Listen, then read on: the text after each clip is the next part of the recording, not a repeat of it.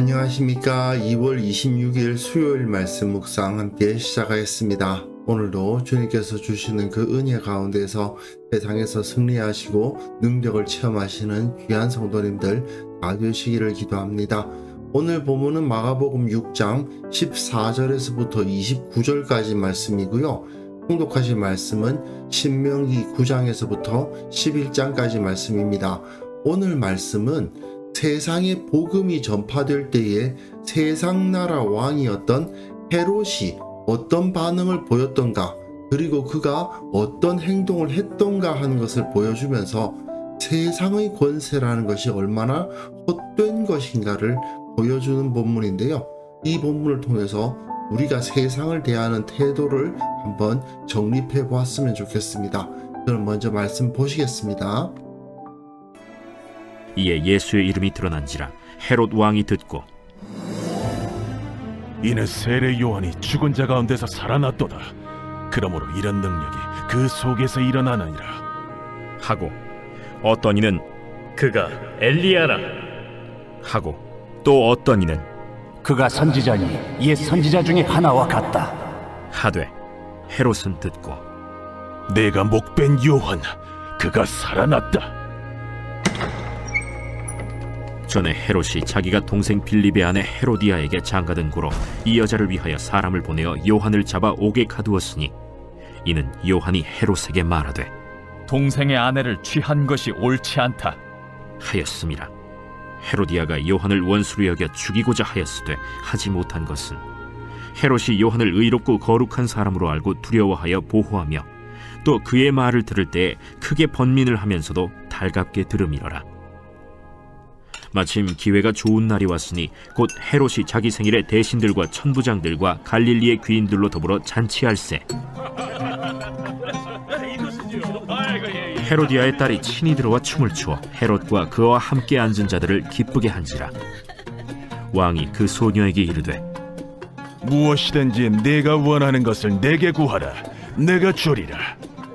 또 맹세하기를 무엇이든지 내가 내게 구하면 내 나라의 절반까지라도 주리라. 그가 나가서 그 어머니에게 말하되 내가 무엇을 구하리이까? 세례 요한의 머리를 구하라. 그가 곧 왕에게 급히 들어가 구하여 이르되 세례 요한의 머리를 소반에 얹어 곧 내게 주기를 원하옵나이다. 왕이 심히 근심하나 자기가 맹세한 것과 그 앉은 자들로 인하여 그를 거절할 수 없는지라. 왕이 곧 시위병 하나를 보내어 요한의 머리를 가져오라 명하니 그 사람이 나가 옥에서 요한을 목베어 그 머리를 소반에 얹어다가 소녀에게 주니 소녀가 이것을 그 어머니에게 주니라. 요한의 제자들이 듣고 와서 시체를 가져다가 장사하니라.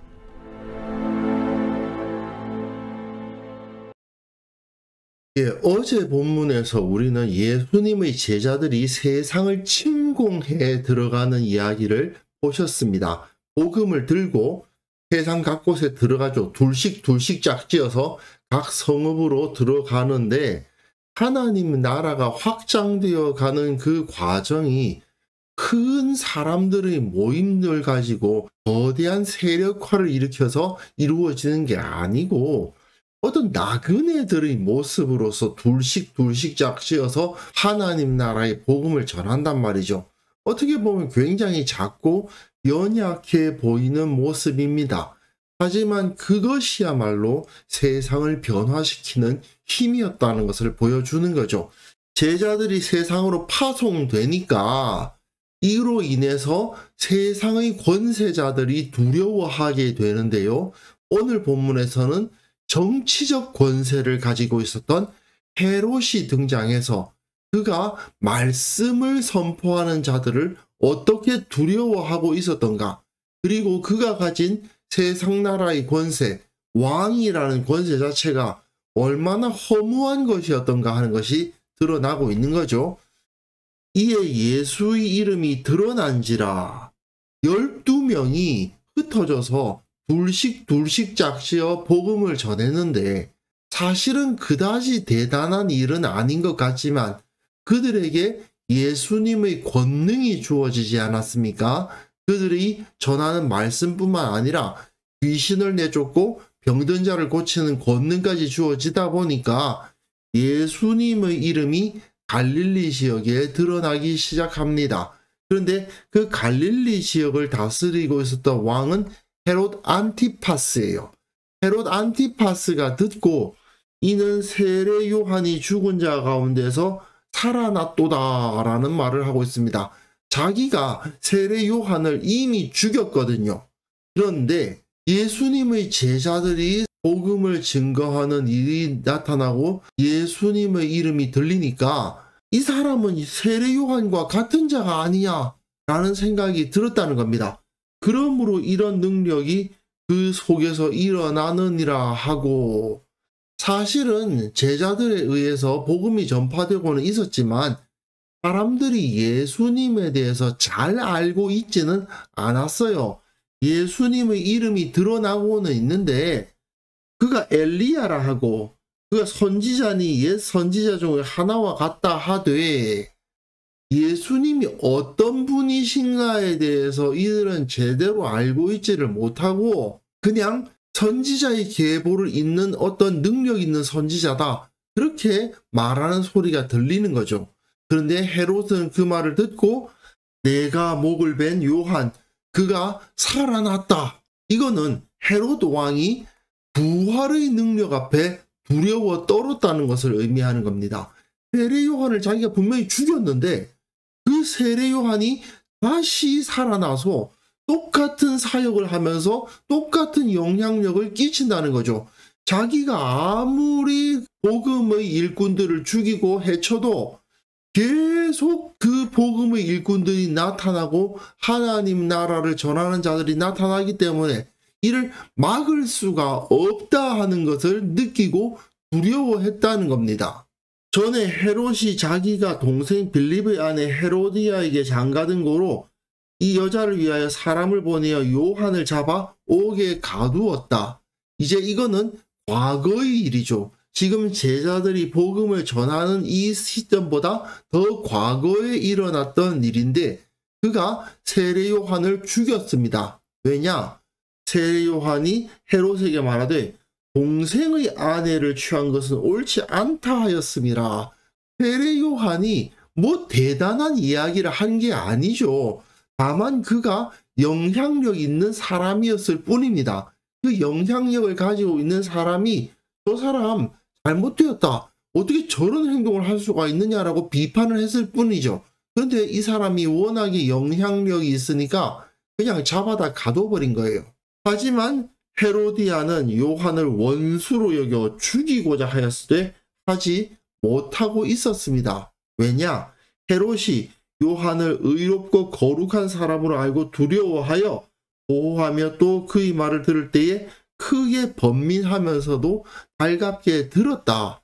사실은 세상의 권세가 하나님 나라의 복음을 들을 때 이런 태도를 가질 수밖에 없어요.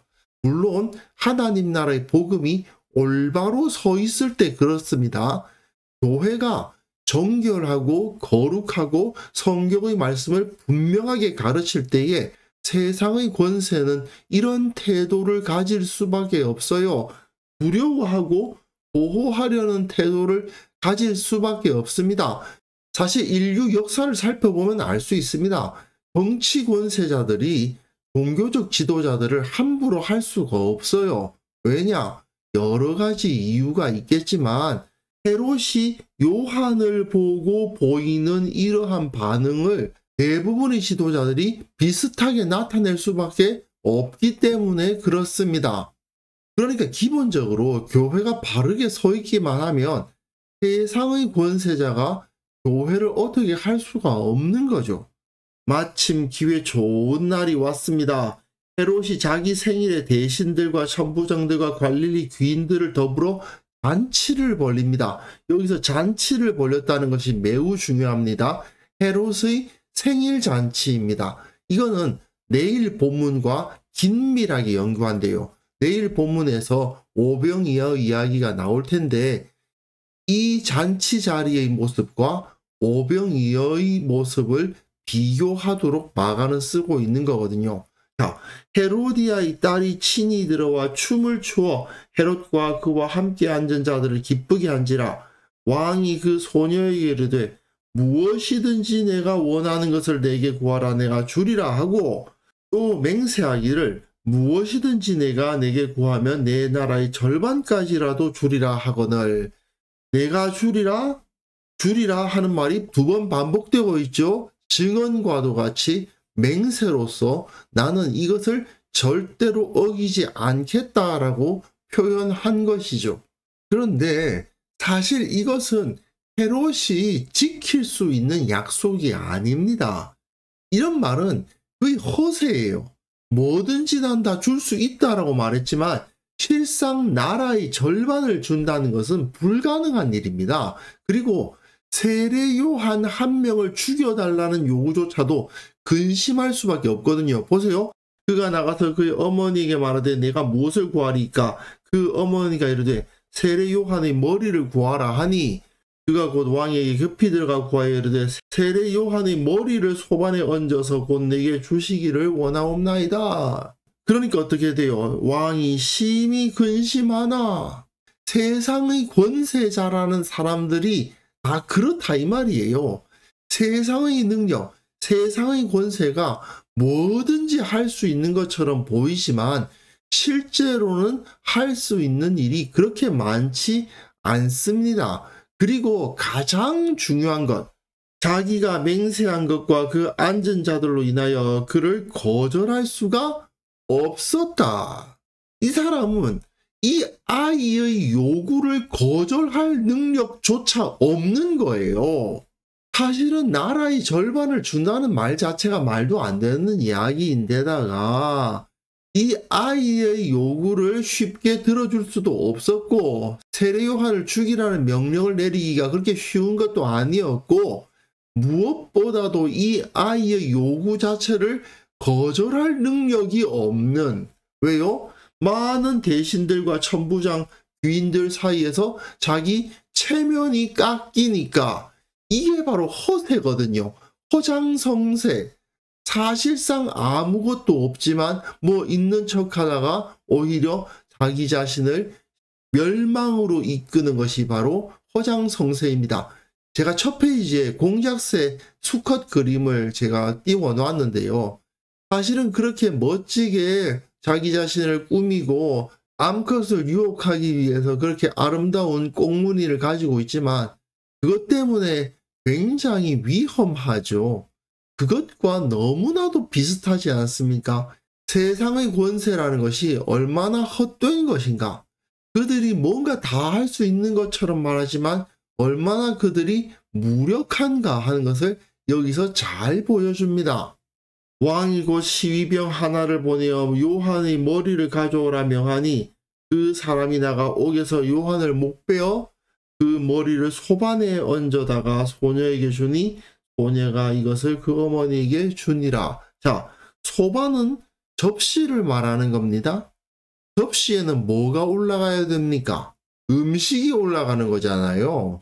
그런데 이 잔치의 음식은 무엇이었다는 겁니까? 선지자의 머리예요. 선지자는 하나님께서 세상으로 보내신 대사입니다. 선지자를 죽인다는 것은 하나님과 원수가 된다는 뜻입니다. 옛날에 나라와 나라가 서로 의사소통을 할 때에 지금처럼 전화가 있는 것이 아니니까 사람이 사신으로 가죠. 두 나라가 사이가 나쁠 때에 전쟁을 하겠다는 그 의미를 밝히는 가장 확실한 방법이 바로 사신을 죽이는 겁니다. 사신을 죽인다는 것은 이 나라와 이 나라는 더 이상 어떠한 타협이 있을 수 없고 칼로 싸울 수밖에 없게 됐다는 것을 의미해요. 그러면 헤롯이 선지자를 죽였다? 하나님하고 원수가 됐다는 겁니다. 하나님의 권능 앞에 원수가 됐고 하나님 앞에서 과연 헤롯이 살아남을 수 있을까요? 하나님의 원수가 살아남을 수 있습니까? 끝장이죠.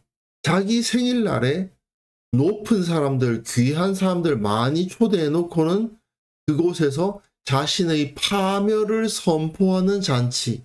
그게 바로 헤롯의 생일잔치요 죽음의 잔치였던 것입니다. 요한의 제자들이 듣고 와서 시체를 가져다가 장사하니라. 이 장사된 요한이 예수라는 이름으로 다시 부활하여 헤롯 앞에 나타났다라는 것을 여기서 보여주는데요.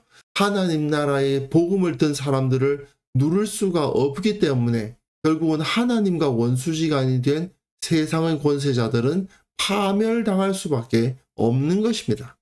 제가 앞에서 말씀드렸습니다마는 교회는 세상 가운데서 의로움과 거룩함으로 나타나야 됩니다. 그럴 때에 세상은 교회를 싫어하면서도 두려워할 수밖에 없고요. 함부로 대할 수가 없게 됩니다. 물론 그 가운데 핍박이 있을 수도 있고 비웃음이 있을 수도 있고 공격이 있을 수도 있죠. 하지만 근본적으로 세상은 교회를 이길 수 없습니다. 세상의 힘이 인간의 눈으로 볼 때에는 좀 강해 보일 수도 있지만 사실 그들이 자기 마음대로 할 수 있는 것은 아무것도 없어요. 그들의 부가 화려해 보이지만 그 화려함 뒤에는 죽음의 썩는 냄새가 나게 되어 있습니다. 엄청나게 강한 것처럼 허장성세를 펼치지만 실제로는 아무것도 없는 것, 그게 바로 세상이라는 것을 우리는 온전하게 철저하게 기억해야만 됩니다. 그렇기 때문에 우리는 세상의 부와 권세를 부러워하거나 그들을 두려워하는 자들이 되어서는 안 됩니다. 헤롯이 뭐 대단한 것처럼 보이지만 사실은 아무것도 아니었던 것을 우리가 보면서 우리는 세상 앞에 의롭고 거룩한 존재로 나타나기만 한다면 세상이 우리를 어찌할 수가 없게 된다. 세상의 권세가 두려워하는 의롭고 거룩한 성도가 된다면, 그런 성도들이 모인 교회를 이룰 수만 있다면 하나님의 나라는 곧 그곳에 임하게 된다는 것을 우리가 확신할 수 있었으면 좋겠습니다. 그래서 이 시간 함께 기도하실 때에는요, 우리가 세상을 두려워하지 않고 오직 복음과 진리의 길에 벗어나지 않고 거룩하게 온전하게 살아갈 수 있도록 도와주옵시고, 그러한 성도들이 모인 공동체를 이루게 하옵소서. 함께 기도하는 시간 가졌으면 합니다.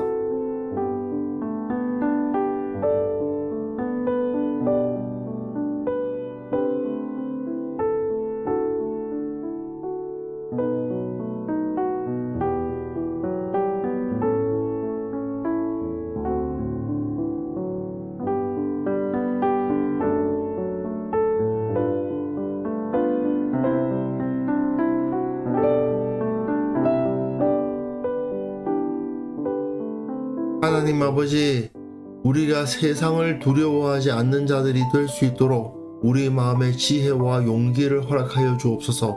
우리가 복음의 길, 진리의 길에서 벗어나지 않고 오직 의롭고 거룩하게 살아가기만 한다면 세상이 우리를 어떻게 할 수 없다는 것을 철저하게 믿고 주님만을 바라보게 하여 주옵소서. 우리 교회 모든 성도들이 세상을 볼 때에 주님의 지혜로서 바라볼 수 있기를 원합니다. 세상이 가진 힘, 세상이 가진 화려함, 세상이 가진 크기를 두려워하지 않도록 도와주시고 그것을 부러워하는 자들이 되지 않도록 주님, 우리의 마음을 온전히 붙들어 주옵소서. 주님, 한국 교회가 세상 권세에 굴복하지 않도록 주께서 붙들어 주시기를 원합니다.